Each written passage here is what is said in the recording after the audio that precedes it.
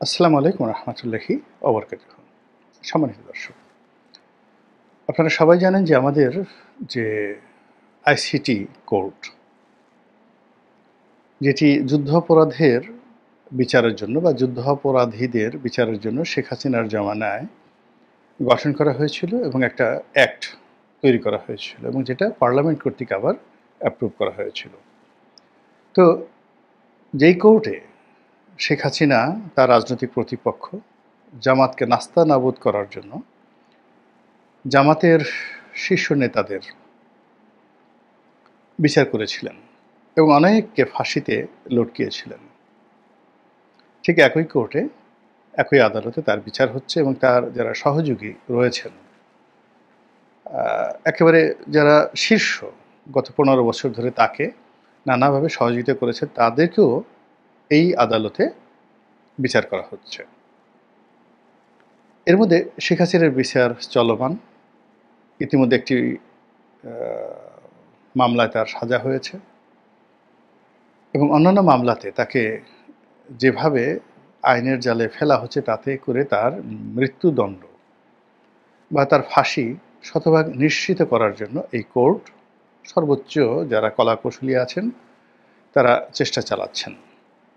এই বাস্তবতায় যে অভিযোগগুলো তার বিরুদ্ধে আনা হচ্ছে সেটা হলো জুলাই আগস্ট বিপ্লবের সময় যে সহিংসতা হয়েছে, সেই সহিংসতায় রাষ্ট্রীয় বাহিনী যে নির্মমতা প্রদর্শন করেছে, যে গুলাগুলি করেছে, হেলিকপ্টার থেকে গুলি ছুঁড়েছে, গুম করেছে, হাসপাতালে চিকিৎসা দেওয়া হয়নি এবং অনেককে পাখির মতো গুলি করে মেরেছে, যে দৃশ্য আমরা দেখেছি।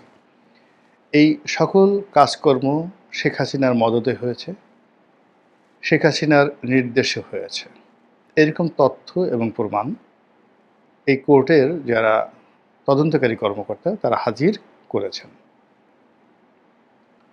এবং এগুলো নিয়ে আসলে আমাদের যতটা না আগ্রহ বা এই সকল বিষয় নিয়ে আওয়ামী লীগের লোকদের মধ্যে কোনো রকম আতঙ্ক আমরা কখনো দেখিনি। আর এইগুলো নিয়ে শেখ হাসিনার ফাঁসি হবে, তাকে ফাঁসিতে লটকানো হবে, এটা একটা উত্তম কাজ হবে বা দেশে একটা বিরাট বিচার হচ্ছে, এইগুলো না যতটা আলোচিত হয় তার চেয়ে শত শত গুণ বেশি আলোচিত হয় আজ শেখ হাসিনা কী ভাষণ দিলেন, তারপর তিনি কার সঙ্গে টেলিফোনে কথা বললেন, তিনি বাংলাদেশে কখন টুস করে ঢুকে পড়ার চেষ্টা করলেন, তাকে নিয়ে দিল্লি কি করছে, তিনি কি সেখানে ভালো আছেন নাকি তার অসুখ বিসুখ হয়েছে, তিনি দিল্লি থেকে কি লন্ডন যাবেন না সাইপ্রাস যাবেন, তারপর ইউনূস সরকার কি তাকে ফেরত আনতে পারবে কি পারবে না, এই সব মূলত শেখ হাসিনার যে জীবন এবং তার কর্ম, তার চিন্তা এবং তার চেতনা নিয়েই আমাদের গবেষণা করতে করতে দিন চলে যাচ্ছে। এর মধ্যে আমরা কখনো আতঙ্কিত হচ্ছি, কখনো শিহরিত হচ্ছি, কখনো বিরক্তি প্রকাশ করছি, আর কখনো বলার চেষ্টা করছি যে এখনও শেখ হাসিনা কথা বলে এর কি ভয় ডর নেই, আর এভাবে মানুষ কথা বলে এর কি কোনো অনুশোচনা নেই, আর এমনভাবে কথা বলে এর কি লাজ লজ্জা নেই। আর এই সমস্ত ঘটনা দেখে আমরা অনেকেই, আমাদের যাদের একটু লজ্জা শরম বেশি, আমরা একেবারে লজ্জায় গড়াগড়ি যাচ্ছি। তো এরকম যখন একটা অবস্থা চলছে ঠিক সেই সময় আন্তর্জাতিক দুটো গণমাধ্যম, প্রথমে বিবিসি, এরপরে আল জাজিরা, তারা একটি রিপোর্ট ছেপেছে বা প্রকাশ করেছে। বিবিসির যেটা কেন্দ্রীয় অফিস, বিবিসি ইন্ডিয়া আছে, বিবিসি বাংলা আছে, সারা দুনিয়া আছে, তো এটা বিবিসি বাংলা বা বিবিসি ইন্ডিয়া নয়, সেটা হলো একেবারে বিবিসি হেডকোয়ার্টার। তারা তাদের যে টেলিভিশন, রেডিওতে নয়, টেলিভিশনে শেখ হাসিনার বিরুদ্ধে একটা প্রতিবেদন প্রকাশ করেছে এবং একই প্রতিবেদনটি আরও তথ্য উপাত্ত দিয়ে আরও স্ট্রং করে শেখ হাসিনাকে ভিলেন বানানোর জন্য, তাকে ফাঁসির মঞ্চে নেওয়ার জন্য ওই আল জাজিরার রিপোর্টটি তৈরি করা হয়েছে। এখন বাংলাদেশ এগুলো নিয়ে আলোচনা হচ্ছে, দেশের বাইরে আলোচনা হচ্ছে, ভেতরে আলোচনা হচ্ছে এবং সেই বিষয়গুলো নিয়ে আলোচনা করব। কিন্তু তার আগে এই আল জাজিরা বা বিবিসির যে রিপোর্ট, এই রিপোর্টটি নিয়ে সংক্ষেপে কিছু একটা বলে নিই। প্রথমত হলো এই রিপোর্টটা কারা কারা দেখেছেন একটু বুকে হাত দিয়ে আপনি একটু চিন্তা করেন। রিপোর্টের এই মাথা থেকে ও মাথা পর্যন্ত দেখেছেন। আমি যাদের সাথে আলাপ করেছি, আমাদের দেশের 1% লোকও এই রিপোর্ট দেখেনি। আর যারা এরকম একটা রিপোর্ট হয়েছে, এই 1% লোক যারা হালকা পাতলা দেখেছে, এদের মধ্যে আবার 100 জনের মধ্যে মাত্র একজন লোক রিপোর্টের এই মাথা থেকে ও মাথা পর্যন্ত দেখেছে। তাহলে কি হলো? প্রতি 10,000 জনের মধ্যে একজন লোক এই বাংলায় আল জাজিরা এবং বিবিসি রিপোর্টটি এই মাথা থেকে ও মাথা পর্যন্ত দেখেছে। আর যারা দেখেছেন তারা এটা নিয়ে প্রতিক্রিয়া দেখিয়েছেন, ছি করেছেন এবং শেখ হাসিনার বিরুদ্ধে মানে যাকে বলা হয় দৃষ্টান্তমূলক শাস্তির আওয়াজ তুলেছেন। এরকম একটা মিছিল হয়নি এই ঢাকা শহরে। মানে এই বিবিসি এবং আল জাজিরার রিপোর্টের পরে প্রথমত একটা মিছিল হয়নি, ফলে প্রতিবাদটিতে আগুন লাগেনি। দ্বিতীয়ত হলো, যাদের সঙ্গে একান্তে আলাপ আলোচনা করেছি তারা সবাই বলেছেন এ আর নতুন কি, শেখ হাসিনা ক্ষমতায় ছিলেন, তিনিই তো গুলির নির্দেশ দিবেন, তিনি ছাড়া গুলির নির্দেশ কে দিবেন? তারেক জিয়ার কথায় তো আর সেনাবাহিনী গুলি করবে না, জামাতের আমিরের কথাই করবে না, কিংবা ওবায়দুল কাদের সাহেবের কথায় তো আর পুলিশ গুলি করবে না। এখানে পুলিশ, আর্মি যারাই গুলি করেছে, এখানে যে বাহিনী প্রধান যারা আছেন তারা অনেক সময় সহোদ্যোগী করেন, আর সেখানে তাদের যেটা কেন্দ্রীয় কমান্ড থাকে, সেই কমান্ডের মাধ্যমে অবশ্যই সেই অনুমতিটা শেখ হাসিনার কাছ থেকে এসছে এবং শেখ হাসিনা এই কাজগুলো করছেন। এটাতে গত 15 বছর ধরে আমরা জানি তিনি গুম করছেন, তিনি ক্রস ফায়ার করছেন, তিনি জঙ্গি নাটক সাজাচ্ছেন, তিনি পুরো বাংলাদেশকে স্তব্ধ করে রাখার জন্য যে গত 15 বছরে দমন এবং পীড়ন চালিয়েছেন, এটা বাংলাদেশের একটা তেলাপোকাও বুঝতে পারে এবং তারাও জানে। এবং এত কিছু জানার পরেও বিশ্ব গণমাধ্যম, আন্তর্জাতিক অঙ্গন, বিশ্বের যত সব রাষ্ট্রনায়ক, তারা শেখ হাসিনার পিছু পিছু ঘুরেছেন স্বার্থের জন্য, দাবিদারির জন্য, প্রয়োজনে অপ্রয়োজনে। আর এখন ডক্টর মোহাম্মদ ইউনূস এত বড় নোবেল লরিয়েট, সারা দুনিয়া ঘুরছেন। তারপর এই এত ভালো ভালো মানবতাবাদী কাজকর্ম করার চেষ্টা করছেন এই বাংলাদেশে, শেখ হাসিনার বিচারের চাইতে আর বড় কি হতে পারে? কিন্তু কোনো রাষ্ট্রপ্রধান তো তাকে পাত্তা দিচ্ছেন না। কোনো দেশ বাংলাদেশকে নতুন মর্যাদায় উন্নীত করছে না, যে একটা নতুন বিপ্লব হলো, গণতন্ত্র হলো, সেখানে যারা এলেন ক্ষমতায় তারা গণতন্ত্রের মানুষপুত্র, তারা বিপ্লবের বরপুত্র, এই সম্মানে অভিহিত করে বিশ্বের কোনো দেশ তো তাদেরকে ওভাবে গণ্য করছেন না। তো ফলে কি হলো, এই যে শেখ হাসিনাকে নিয়ে যে বিবিসি রিপোর্ট বা আল জাজিরার রিপোর্ট, এটা আমাদের জনমনে এটা নিয়ে কোনো যাকে বলা হয় উত্তেজনা নেই, নির্বিকার, ভাবনাহীন। তারা বরং দৈনন্দিন যে তাদের কষ্ট বেদনা, তারপর দৈনন্দিন তাদের যে ক্রোধ, এগুলো নিয়ে তারা ব্যস্ত। সমন্বয়ক নামধারী 5 জন যুবক, আওয়ামী লীগের এক সাবেক এমপি, তার বাসায় গিয়ে তার স্বামীর কাছ থেকে চাঁদা চেয়েছে এবং তাদেরকে ধরা হয়েছে। এটাই বাংলাদেশের সবচেয়ে বড় খবর। আল জাজিরার খবর, এই খবরের যে গুরুত্ব, তার 1 লাখ ভাগের 1 ভাগও এই বাংলাদেশে আল জাজিরার এই শেখ হাসিনা বিরোধী যে বক্তব্য, এটি যাকে বলা হয় আলোড়ন সৃষ্টি করতে পারেনি। তার চেয়ে যে গুলশানে চাঁদাবাজ, তাকে ধরা হলো, তাকে চর থাপ্পড় মারা হলো, পুলিশ সে মুখ দেখাতে চাচ্ছে না, পুলিশ তার চুলের মুঠি ধরে বা ঘাড় ধরে বা থুতনি ধরে তার মুখ উঁচু করে এই ক্যামেরার সামনে তুলে ধরছে। এই দৃশ্যগুলো নিয়ে আলোচনা হচ্ছে।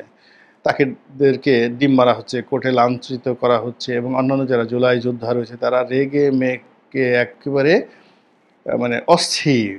তো এই রাগ আল জাজিরার রিপোর্ট বা বিবিসি রিপোর্ট প্রকাশ করার পর ঢাকার রাজপথে যদি আমরা দেখতাম শেখ হাসিনার কুশপুত্তলিকা দেওয়া হচ্ছে, তার মূর্তি বানিয়ে সেখানে ডিম ছোড়া হচ্ছে, জুতো ছোড়া হচ্ছে, এটা বোঝা যেত যে এটা একটা পাবলিক রিয়াকশন। সেই পাবলিক রিয়াকশন কিন্তু হচ্ছে না। এই গেল এক পার্ট। 2 পার্ট হলো, বা দ্বিতীয় পর্ব যেটি হলো সেটি হলো এই বিবিসি রিপোর্ট এবং আল জাজিরার রিপোর্ট। এটা নিয়ে আওয়ামী লীগ কী ভাবছে বা শেখ হাসিনা কী ভাবছে। আমার সিক্স সেন্স যেটা বলছে সেটা হলো, এই ধরনের সাংবাদিকদেরকে নিজের দরবারে রেখে তাদেরকে নানা রকম ফুড ফরমাশ দিয়ে গত 15 বছর শেখ হাসিনা কাউকে রাজা বানিয়েছেন, কাউকে প্রজা বানিয়েছেন, কাউকে ভিলেন বানিয়েছেন, কারো জীবন তছনছ করে দিয়েছেন। এরপর তার অনুগত তাবেদার লোকদেরকে দিয়ে তিনি পত্র-পত্রিকা, গণমাধ্যম বের করেছেন। তিনি সাংবাদিকদের প্লট দিয়েছেন এবং তাকে খুশি করার জন্য সাংবাদিকরা তারেক রহমান সাহেবের নাম পর্যন্ত উচ্চারণ করেনি, জামাতের নাম পর্যন্ত উচ্চারণ করেনি। এমনকি মানে বিএনপিপন্থী যে সকল টেলিভিশন ছিল, বিএনপির মালিকদের যে সকল পত্র-পত্রিকা ছিল, জামাতের মালিকদের যে সকল পত্র-পত্রিকা ছিল, সেখানে একবারও বিএনপি জামাতের নাম উচ্চারণ করার মতো মানুষ এই ২০২৪ সনের জুলাই আগস্টে ছিল না। এটা হলো বাস্তবতা। ফলে সংবাদপত্র কি, সাংবাদিক কি, এখানে কিভাবে কাজ হয়, কিভাবে কাজ করা হয় এবং এখানে যা কিছু হয় এটার effect, side effect, after effect কি হয়, এটা রাজনীতিবিদদের মধ্যে শেখ হাসিনার চাইতে ভালো বুঝেন না। কি করে আল জাজিরাকে কেনা যায়, কি করে চাং ভাড়া করা যায়, কিভাবে সাংবাদিকদেরকে ঘুষ দিতে হয়, কিভাবে একটা রিপোর্ট তৈরি করতে হয়, এই পুরো জিনিসগুলো শেখ হাসিনা এবং আওয়ামী লীগের লোকজন তারা যেভাবে মুখস্থ করেছে, যেভাবে তাদের নখদর্পণে, ওভাবে এখন বর্তমান যারা সরকার চালাচ্ছে তারা তাদের কাছে এখনও শিশু, ওই পর্যায়ে যেতে পারেনি। ফলে আল জাজিরার যে রিপোর্ট, এই রিপোর্টটা কিভাবে হয়েছে, এর পিছনে কারা কারা আছে, এর পিছনে কোনো অর্থযোগ আছে কিনা, কত টাকা খরচ হয়েছে, কাকে দেওয়া হয়েছে, কোন চ্যানেলে গেছে ইত্যাদি জিনিসগুলো যদি কিছু হয়ে থাকে আওয়ামী লীগ এটা মুখস্থ বলে দিতে পারে। তো কাজেই এটা নিয়ে আওয়ামী লীগের মধ্যে কোনো উদ্বেগ উৎকণ্ঠা থাকবে না, এটাই তো স্বাভাবিক। ২ নম্বর হলো যে এই ধরনের রিপোর্ট যখন হয়, এই রিপোর্টের ফলে সেটা ইকোনমিস্ট হোক, আল জাজিরাতে হোক বা টাইম ম্যাগাজিনে হোক, এতে কি কোনো দেশের সরকার বা বিরোধী দল বা যাদের বিরুদ্ধে হয়, যাদের পক্ষে হয়, তাদেরকে আসলে কোনো লাভ হয়? আওয়ামী লীগ তাদের ইতিহাস থেকে যেটা জেনেছে যে এতে কোনো লাভ হয় না। যারা করেছে, অর্থাৎ যারা বিনিয়োগ করে এই ধরনের কর্মকাণ্ড করে, কাউকে পত্রপত্রিকায় নেতা বানিয়ে, কাউকে ভিলেন বানিয়ে আসলে সেই লোকের একটা পশমও স্পর্শ করা যায় না। সে বরং ডে বাই ডে বেপরোয়া হয়ে পড়ে। আমরা বাংলাদেশের সবাই মিলে বদির বিরুদ্ধে, আব্দুর রহমান বদি ওরফে ইয়াবা বদির বিরুদ্ধে কত কিছু লিখলাম। আমরা সবাই মিলে সারা বাংলাদেশ গত ১৫ বছর ধরে চিৎকার করলাম সালমান রহমানের বিরুদ্ধে। তাকে বানিয়ে ফেললাম, কি বানিয়ে ফেললাম? তাকে বানিয়ে ফেললাম হলো দরবেশ। এরপর আমরা ইসলামের বিরুদ্ধে এত কথা বললাম, আমরা সামিট গ্রুপের বিরুদ্ধে এত কথা বললাম, অন্যান্য অনেক শিল্প প্রতিষ্ঠানের বিরুদ্ধে আমরা নানা কথাবার্তা বললাম, আমরা হারুনের বিরুদ্ধে কথা বলার চেষ্টা করলাম।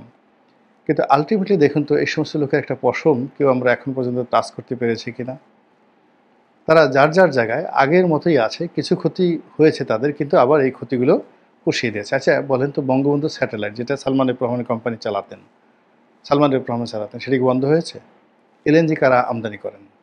সালমান এফ রহমান এবং নসরুল হামিদ বিপু তার কোম্পানির টোটাল এলএনজির কাজটা করতেন। এখন সেটা কি তারেক রহমান সাহেব করেন, গিয়াসউদ্দিন আল মামুন করেন বা আব্দুল আল মিন্টু করেন? আমি জানি না, দেখেন, খোঁজ নিয়ে দেখেন।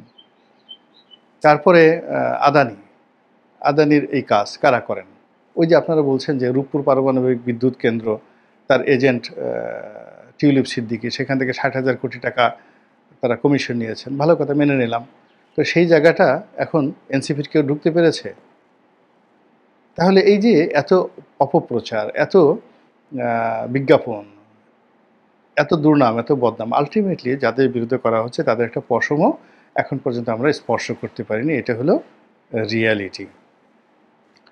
২ নম্বর হলো যে পত্রপত্রিকা আপনার যাই আসুক না কেন, সংবাদপত্র যাই আসুক না কেন, যখন আদালতে বিচার হবে সেখানে আপনার ডকুমেন্ট লাগবে, বিচারিক দলিল লাগবে, বিচারিক প্রমাণ লাগবে। এর বাইরে শেখ হাসিনা বা অন্যান্য যে সকল আসামি তাদের একটা পশম স্পর্শ করা যাবে না। এরকম যদি আল জাজিরার মালিক, সিএনএনের মালিক, তারপরে বিবিসির যিনি প্রধান নির্বাহী কর্মকর্তা, তারা যদি বাংলাদেশে এসে কপাল, মানে সে গুতাতে গুতাতে রক্ত বের করে ফেলে, তাতে কোনো লাভ হবে না যতক্ষণ না পর্যন্ত এই সকল মামলার তদন্তকারী কর্মকর্তা তারা উপযুক্ত কোনো প্রমাণপত্র শেখ হাসিনার বিরুদ্ধে দাখিল করতে না পারেন।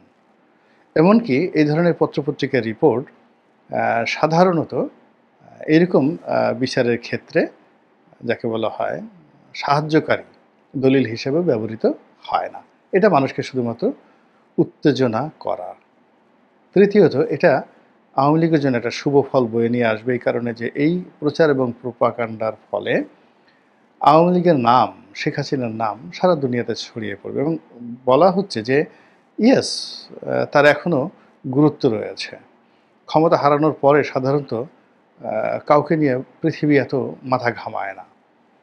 তো যেহেতু শেখ হাসিনাকে নিয়ে মাথা ঘামানো হচ্ছে, শেখ হাসিনাকে টার্গেট করে এখনও আন্তর্জাতিক গণমাধ্যমে খবর প্রচারিত হচ্ছে, যেটা সে ক্ষমতায় থাকতেই ব্যবহৃত না। তো কাজেই আগামীতে রাজনীতিতে ক্ষমতার যে রসায়ন, সেখানে শেখ হাসিনার যথেষ্ট গুরুত্ব রয়েছে, ভূমিকা রয়েছে, এবং সেটা যদি না থাকতো তাহলে এই সময়টিতে শেখ হাসিনাকে নিয়ে এইভাবে কেউ রিপোর্ট করতো না। তো কাজেই এই যে এই রিপোর্ট, সেই রিপোর্টের ফলে শেখ হাসিনা যারা বিরোধী লোকজন, তারা নিজেদের অজান্তে তাদের যে আতঙ্ক, তাদের যে ভয় শেখ হাসিনাকে কেন্দ্র করে, সেই ভয়টা তারা প্রকাশ করে ফেলেছে। অন্যদিকে আওয়ামী লীগ এবং যারা রয়েছেন তারা এই ধরনের রিপোর্ট প্রকাশের আগে যেভাবে ভীত সন্ত্রস্ত ছিলেন, এখন এই রিপোর্ট প্রকাশের পর তাদের সাহস অনেক অনেক বেড়ে গেছে। আমাদের দেশে দেখবেন একটা মানুষ কাপড় পরে থাকে, আপনি যে টান দিয়ে তার লুঙ্গিটা খুলে ফেলেন, তো প্রথমে সে একটু লজ্জা পাবে, তারপরে সে কিন্তু ঠিকই উলঙ্গ হয়ে ঘুরতে থাকবে। এখন শেখ হাসিনা গুলি করেছেন, গুলি তারপর শেষে করার হুকুম দিয়েছেন, তিনি সব কাজের জন্য দায়ী। এটা একটা কভার জিনিস ছিল এবং এই বিষয়গুলো নিয়ে আওয়ামী লীগের লাজ ছিল, লজ্জা ছিল, ভয় ছিল, আতঙ্ক ছিল, এবং সেটা যখন আমরা ওপেন করে দিয়েছি এবং জনগণ বা যারা রাজনীতিতে রয়েছেন তারা যখন এই বিষয়গুলো নিয়ে খোলামেলা আলাপ আলোচনা করছেন, তখন আওয়ামী লীগের যে স্বাভাবিক লাজ লজ্জা, সংকোচ, ভয়, দ্বিধা, শঙ্কা, এই সব জিনিসগুলো কর্পূরের মতো উঠে গেছে এবং তারা এখন বেপরোয়াভাবে বলা শুরু করবে যে হ্যাঁ, ঠিকই তো করেছে, এটা ছাড়া কি দেশ শাসন করা যায়? শাসন করার জন্য তো এই জিনিসগুলো লাগবে। তো এটা তো করেই ১৫ বছর দেশটাকে এত সুন্দর পর্যায়ে সে রেখেছে। অর্থাৎ তার অপরাধটাকে সে তখন তার যে কর্ম, সেই কর্মের যুক্তি হিসেবে সে উপস্থাপন করবার সুযোগ পাবে এই ধরনের প্রচার এবং প্রোপাগান্ডার ফলে। আশা করি যারা এই ধরনের প্রচার এবং প্রোপাগান্ডার শিকার হচ্ছেন তারা, এবং যারা এই ধরনের প্রচার প্রোপাগান্ডার আয়োজন করেন, বিনিয়োগ করেন, তারা সকলেই সার্বিক পরিস্থিতি বুঝে আগামীতে এই ধরনের প্রচার প্রোপাগান্ডার ব্যাপারে আরও সতর্ক হবেন। মহান আল্লাহ আমাদের সবাইকে হেদায়েত দান করুন এবং হেফাজত করুন। আসসালামু আলাইকুম ওয়া রাহমাতুল্লাহি ওয়া বারাকাতুহু।